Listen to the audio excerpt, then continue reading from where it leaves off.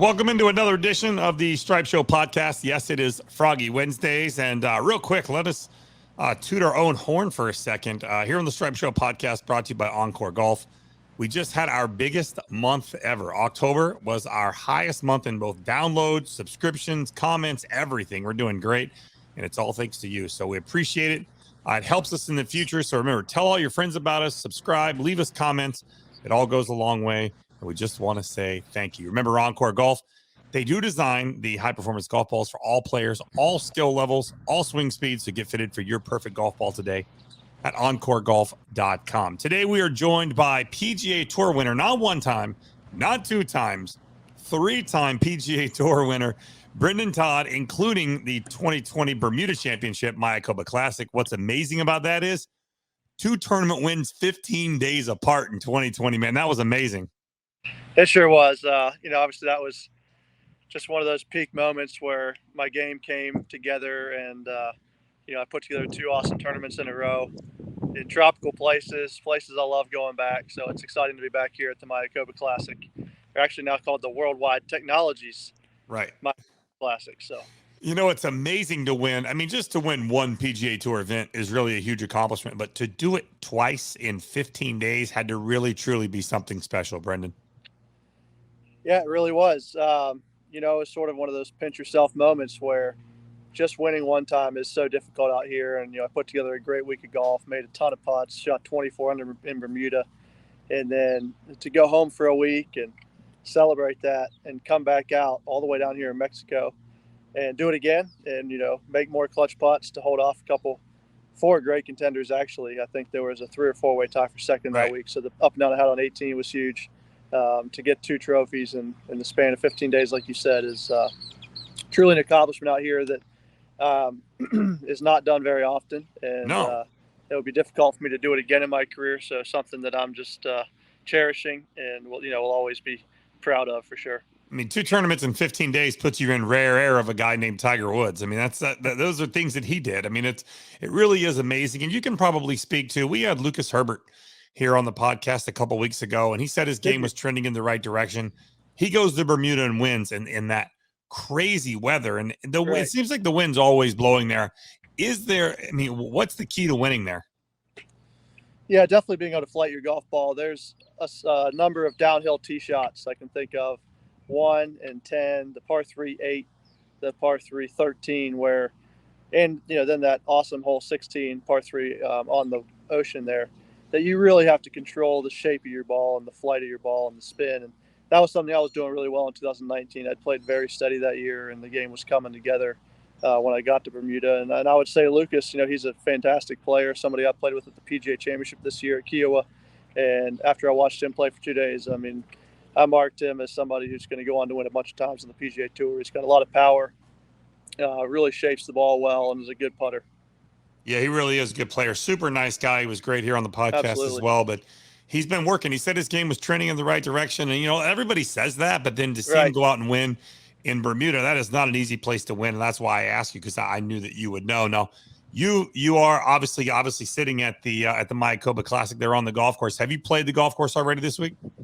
I played 12 holes today, and I play the front 9 tomorrow. So we've gotten a good feel for how the grass is playing, which direction the winds are coming from, speed of the greens. I feel like, it's set up for an awesome tournament this week. We have a great field down here, probably the best conditions we've seen at the course here for a couple years, and looks like a pretty good forecast as well. Looks like the rain might hold off until Sunday, so that would be a positive as well.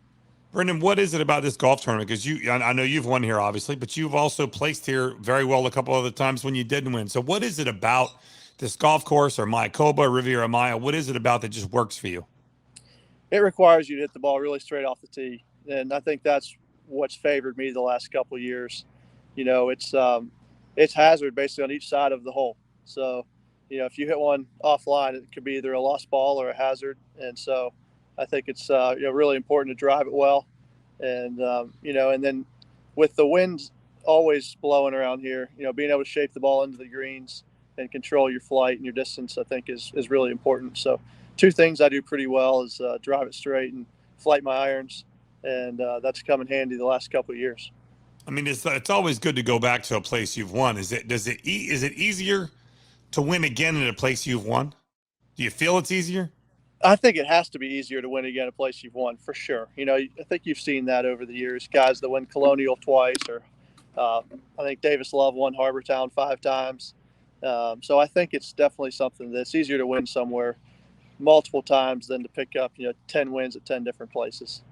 Yeah, there's so much going on the tour. Obviously, we love talking about Bermuda and love talking about the Mayakoba, and I know that what we call our golf off season is coming up. But this week, we've seen some news coming out. Greg Norman is heading up a Saudi-backed Asian tour, and we've heard so many different things about this tour and whether it's going to be something that the PGA Tour is going to support or they're not. And they're talking about saying that if you go play that tour, you can't play our tour.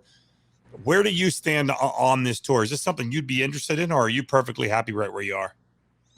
Well, number one, I'd say I'm perfectly happy playing the PGA Tour. When I grew up dreaming of playing on the PGA Tour, playing all the majors, the Players Championship, winning the FedEx Cup, playing Ryder Cup and President's Cup teams. Never once was I like, I really want to go play some World Golf Tour where I travel all over the world, and potentially I'm going to be away from my family more. So in that breath, I would say playing the PGA Tour is a dream come true. Now, with the formation of maybe another tour over there that has some, maybe some international events with big purses. Anytime you can say, all right, if you can tee it up in this event and first place is $5 million, last place is $250,000, that's something that's going to draw everybody's attention. And I think as a professional and as a businessman, you have to at least consider it. But I don't know what the PGA Tour is going to allow us to do, if they're going to give players releases to go play that tour or not, if there's going to be any penalty for playing it. So I can't really speak right now as to if I would play or not, or what the circumstances will be with the PGA Tour. What I will say about it is that I'm surprised Greg Norman is willing to, stop running his company. That's a $1 billion company that's done so much for him and all the charities that he supports, to go run, a tour with Saudi-backed money. That really surprised me. I know he has a bone to pick with the PGA Tour from back in the 90s when he was world number one for 331 weeks. And, it was his idea to create a world tour. But for him to go do it now at this point in his life, I feel like is I wouldn't do it if I was in his shoes. That's all I'd say. Yeah, it seems a little axe to grindish, and that axe is pretty old at this point. Right, exactly. I mean, live your life, be happy. You're doing really well, but right, whatever. He's a legend. He can do what he wants. Some people, no matter how well they're doing, they just can't let that one thing go. And this does feel a little revenge-ish. Right. It does. Sure feel does. that way. It definitely feels revenge-ish. I'm not him. I'm not in his. I mean, you're playing golf on the PGA Tour, making a really good living, winning 3 times, and you're playing a game that you probably one time only dreamed of playing professionally. That's exactly right. Growing up playing a bunch of different sports, golf being my number one passion, and you don't know you're going to make it until you make it. And I went to Georgia and played 4 years of great college golf, and even when you come out of there, it's still a long climb. So, I think we're all really fortunate to be playing out here on such a unbelievably run tour, with most events, in America or North America. Travel is manageable. So it's, I think we're really fortunate, really lucky to be playing out here. I mean, it really, truly is. And trust me, we're going to get into that Georgia run, and I'm going to go ahead and be honest with you. I'm a big Gator fan, and you guys really took it to us this last weekend. And I was expecting it, but man, it got ugly real quick there at the end of the second quarter. Well, I'd say you hung in there. I think it was 0-0 in the first quarter, wasn't it? It was, and then at the end of with 3 minutes to go in the first half, it was 3-0, and then before I knew it, it was 24-0. So our defense is just nasty, and they showed up there in the second quarter in a big way. Yeah, we're not there yet. You guys are definitely the gold standard right now. I think you've punched your ticket to Atlanta for the SEC title game, and is this going to be the year you guys are able to take care of Alabama? I think definitely at least 1 out of 2. So if we have to play them twice, I'm hoping if we only beat them once, it's the last time. Right, exactly. For the national title or in the college football playoff. But it does feel like that year for us. It feels like Georgia just has elite skill players, elite depth, much like the Alabama teams we've seen over the years. And our defense keeps showing up and getting those turnovers that, kind of give the offense that boost that they need sometimes. It does. I mean, you guys are just playing lights out football this year. You beat Clemson, and granted, Clemson's not the Clemson that they were to open the season, but you've had some really good wins. And Georgia, I mean, as much as it pains me to say it, Georgia football is playing well right now, and Kirby Smart's putting a hell of a product on the field. Yeah, absolutely. When Kirby showed up, everybody was really fired up and excited, and I think he's really delivered on the promise that everybody, had for him. And I think we're really lucky to be in this position. UGA football is just killing it, and it's one of those years that that they've been dreaming of having, and for it to all come together so far, the way it has, is really exciting. I think the fan base is fired up. I mean, Georgia's really having a hell of a year. I don't know if you knew this or not, but the most golfers from any college to qualify for the FedEx Cup playoff in the same season was this past FedEx Cup. 10 guys who played college golf at the University of Georgia qualified for the FedEx Cup. That's the most ever. I mean, you have had, I know just on your team alone in 2005 when you guys won the national title, you, Kirk, and Kisner, Bubba had just gone through there. And then you had Hudson Swafford and Harris English and other guys coming along behind you. It has just been it's almost been just a pathway to the PGA Tour. It has. Coach Hack, I think, and Jim Douglas have a great eye for talent. And, when their teams are deep, when they have 5 or 6 great players like we did in 05 and 6 and 7, and then like they did again there in 10, 11, 12, and 14, 15, that's when they either win a national title or come runner-up, which Coach Hack's been top 2, I think, 5 times in his career, 25 years, which is a pretty good effort there. So to see 10 guys on the PGA Tour, is really special, and it's something that, we're really enjoying, being out here together, and it sort of feels like a little fraternity of buddies. And, we're always saying hi or grabbing dinner or eating lunch together, playing practice rounds, which I think is, helps us all. I think we all feed off one another. I think, and as much as that, I think we are competitive with one another. I think, when I see Harris win twice this year, I'm more motivated to practice for this fall and this season and do better. And I know Brian Harmon, is a really fiery guy, and he's working his butt off to try and catch up to some guys who maybe have more wins than him. So, it's pretty neat atmosphere out here for the Georgia guys, and we're trying to take advantage of it. I read the article this year that we had 9 players in the U.S. Open, more than any other school, and I was sitting there thinking, like, what are we doing about this? Like, are we utilizing this, for the benefit of the Georgia golf program? Right. And my answer was kind of no. Maybe Coach Hack's able to use it for recruiting, but at the end of the day, this definitely isn't the best team he's had in a while. So I felt like it was our turn to give back to the program. There's been a lot of great boosters over the years, and the Tee Off Club that supports Georgia golf, and we were all really in touch with those guys when we were in school and felt a lot of support from them. And so I started the Dogs on Tour Birdie Challenge, where I asked each guy who's on the PGA Tour to donate a dollar amount per birdie this year. And then we created a website, and we opened it up for anybody to go on there and match or, donate as little as a quarter per birdie for any player or any week, any month, or the whole season. And all the money is going to go to Georgia Golf, men's and women's golf programs, try and, keep the facilities up there, as good as anybody else, which I'd say we've fallen behind.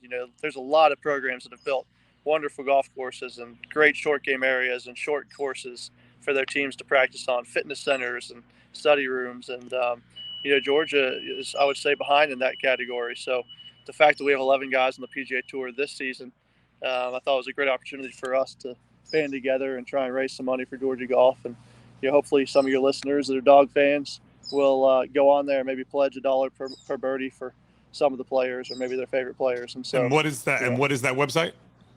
Dogs on Tour Birdie Challenge. Dogs on Tour Birdie Challenge. So go on there and support the. As much as it pains me as a Gator to say that, go on there and support the Georgia Bulldog Golf Program, because it really is. I mean, it's unbelievable. And Brendon, maybe you can answer this. Do you feel like guys coming out of college now are more prepared to win on the PGA Tour than maybe ever before? There's no doubt. I don't know what it was like in the 70s and 80s. There were obviously some great young players back then. But right now, I feel like with the technology that guys practice with in their teenage years, there's coaches have TrackMans and Sam's Putt Labs and K-Vests and all these different tools to help players learn the right golf swing motion at an earlier age. There's trainers training junior golfers and college golfers more efficiently than there ever has. And so I would just say, from the standpoint of what kids are learning at a younger age now, is preparing them. And then when you just look at the data with how the average age of the PGA Tour has gone from maybe 32 to now 27 or 8 in the last 8 years. It's pretty staggering how young the PGA Tour is, and I think we're seeing, a bunch of young guys win at an early age, and that's probably just because of the training they're getting and then the competition they're having in college golf. Yeah, the competition in college golf is hot. I mean, I watch a lot of these tournaments on the Golf Channel and see everything going on, and it's unbelievable. And these kids come right out. Victor Hovland, Matt Wolff, they win in their first year and they continue to contend. And you see, Morikawa's already got a major under his belt. I mean, or two. I mean, he has two majors. Yes, two majors under his belt already, and he's young. I mean, these Right. guys are ready to contend. They don't have to come in and get their feet wet and wait 2 or 3 or 4 years to win. They're just ready to contend right away. They don't seem scared. No doubt. Yeah. I mean, I even saw Trip Eisenhower on the Golf Channel this morning just talking about how fearless young players play. And let me add one more thing to that. Let's look at technology just in the driver right now. So the thing I always tell people is, okay, why do young guys hit it far? Well, yeah, they're learning better motion, they're getting trained, but they're growing up. They've been swinging a 460 cc driver, and for some of your listeners that maybe don't know what that means, it's the max size a driver head can be. Right. When the USGA banned any driver head over 460, it capped the driver at 460, which I believe was 10 or 12 years ago. So now we've been in a wave where every kid has grown up swinging the same size driver, and it's never changed. Versus like when I grew up, we were swinging 300 cc drivers. We didn't have a TrackMan. It was Right. a little bit more about hitting it accurately, and that doesn't even compare to the guys of the 60s, 70s, 80s, 90s, and before that might have grown up playing wooden drivers or small steel-headed drivers, Right. with maybe a Bilotti golf ball that spins a lot. So they had a lot more control to worry about than the kids now. I mean, nowadays, if you had a 460 cc driver, you can basically go whale on it, and it's going to stay between the tree lines. And I think we're seeing that with Bryson. The technology's so good. He's able to ramp up his swing speed 10 miles an hour in the last year, and he really hasn't lost that many more golf balls. No. So the fact that he can gain 10 miles an hour in club head speed and keep the golf ball on the course is probably something you couldn't have done 20, 30, 40 years ago. Right. We're seeing it now with these guys everybody's hitting it far. I mean, now I remember if you hit it 300 yards, that was a long ways. Now 300's nothing. I mean, there's guys carrying it 330 on average. It's something for me. I'd love to do it because I'm a short hitter, but you're right. I think 80 or 100 guys on tour will average 300 yards this year. And 300 used to be sort of the gold standard. Maybe Right. The guy who led the tour was driving at 300. So it's truly phenomenal.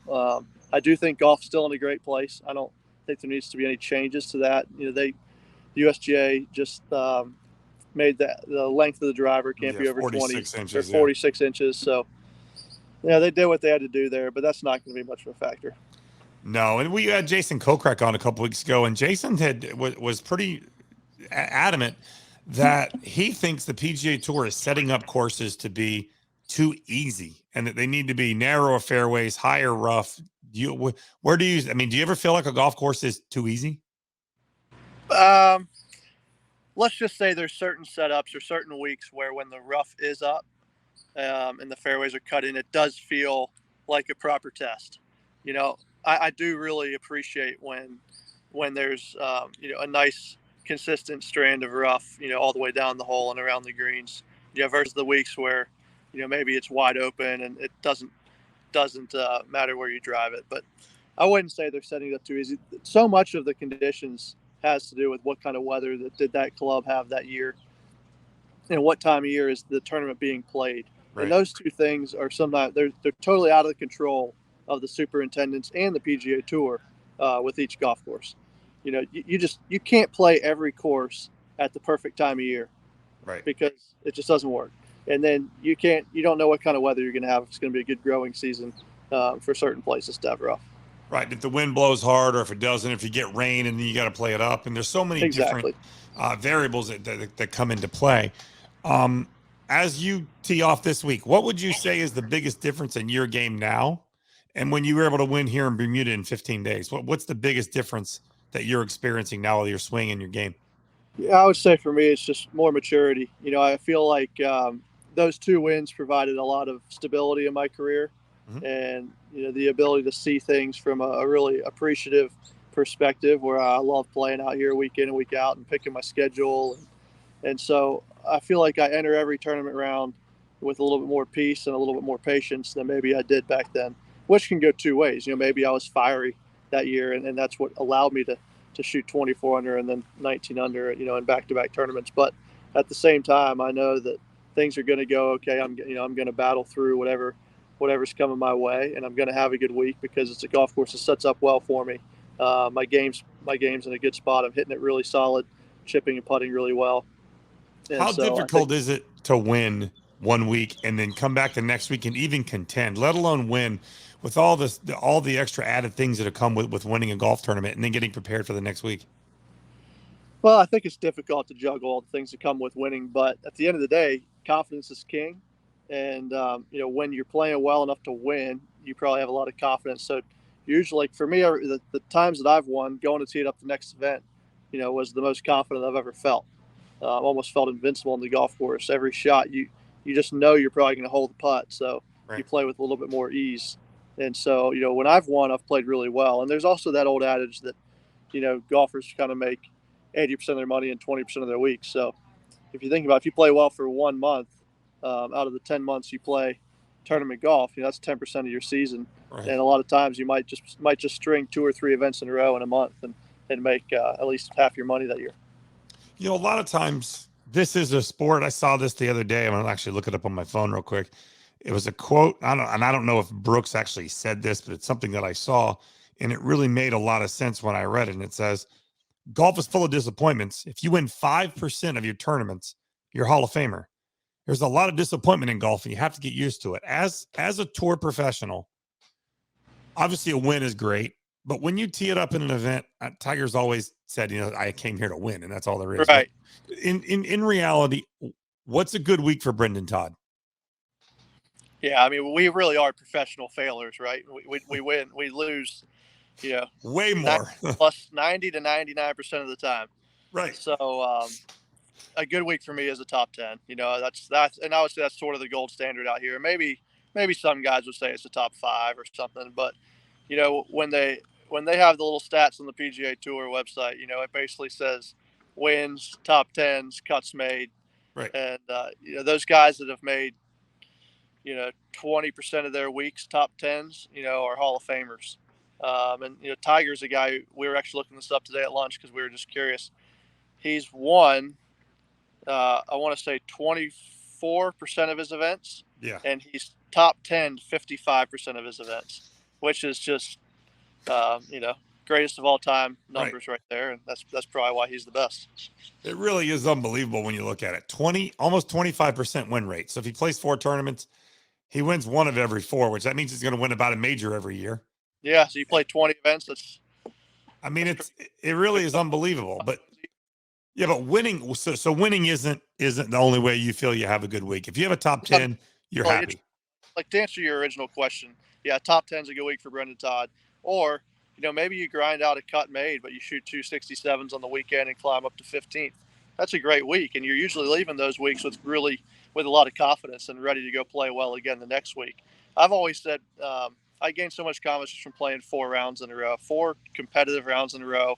Sharpens my game better than any amount of practice I can put in. But at the same time, I can't play 30, 35 weeks a year. It doesn't make sense. Body won't hold up. I've got a family at home. So, right. For me, it's all about picking golf courses that set up well for me, that I'm excited to be at, and keeping that number at, 25 or 6 events a year or less, so that I can show up, and compete for those 25 weeks fresh, places I like to play, and build momentum that way. With the FedEx Cup standings, obviously every point is important. So is that something that, let's say you're not having your best weekend, you're on a Sunday, are you still grinding away every single shot going, hey, I might need these points at the end of the year to make it to Atlanta. I could end up on the bubble. Is that on your mind early in the season? It sure is. Yeah, we were talking about it in Japan. It's one of those long trips that some of us made all the way over to Japan. A lot of us got off to a bad start. I think I was 10 over for 2 rounds.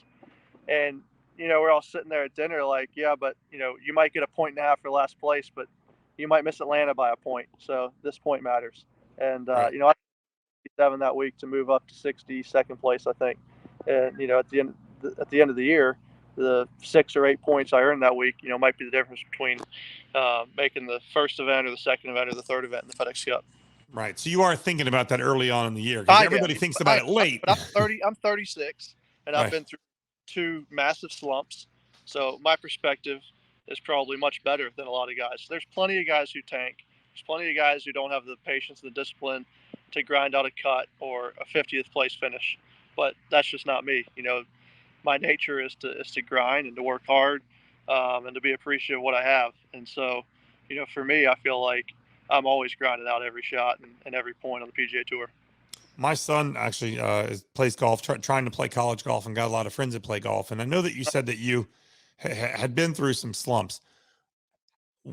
What is the mental strength that you use to get yourself through? Like, I used to hit it really good, and now I'm not hitting it good. I want to get back there again. Well, for me, it was just passion for the game. I really enjoy golf. I remember during COVID telling my wife, a day with golf is better than a day without golf for me. Even if it's just going out and practicing for an hour or taking my son to play 9 holes, I usually just feel happier at the end of the day if I played some golf. So for me, what got me through is just there was nothing else I wanted to do but play on the PGA Tour. I really enjoy competing at the highest level.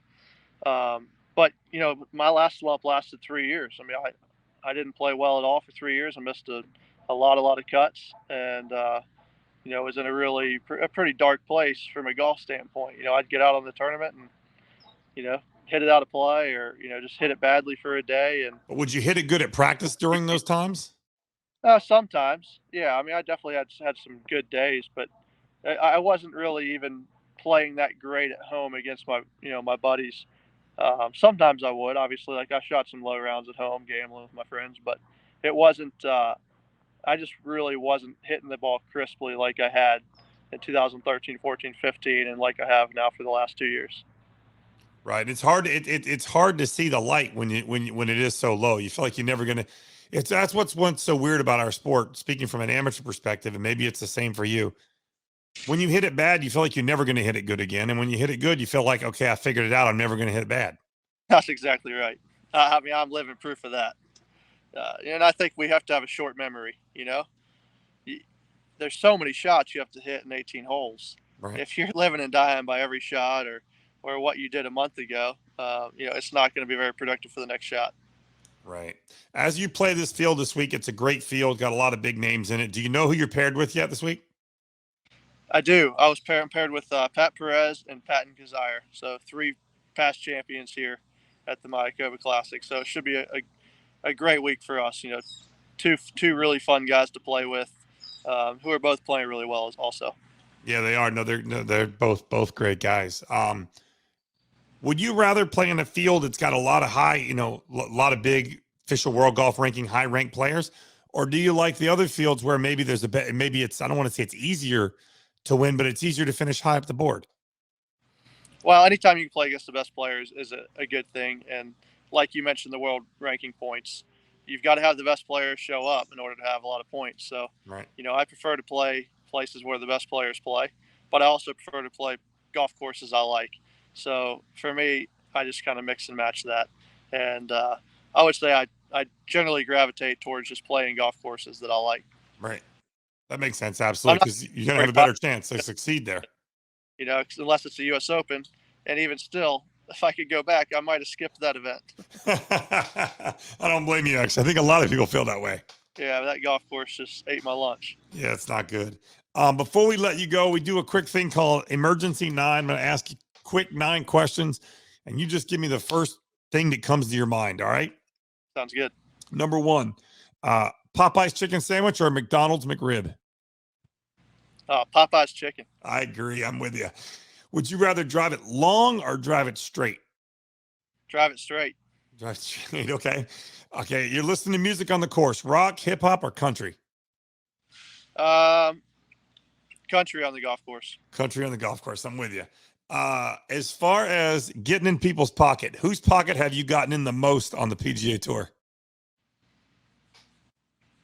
Probably Chris Kirk, just because I play him the most. But I wouldn't say I'm up all Okay. that. We've had some pretty good battles over the years. Your favorite player to be paired with on the PGA Tour? Favorite player, Adam Long. Adam Long. Okay. You're at the hotel, up early. You headed to Starbucks, or you can just drink the hotel coffee? Hotel coffee. Okay. You're not a coffee snob. That's good. I'm not a snob, not with coffee at all. Your social media platform of choice: Instagram, Twitter, Facebook, or are you into the TikTok challenge?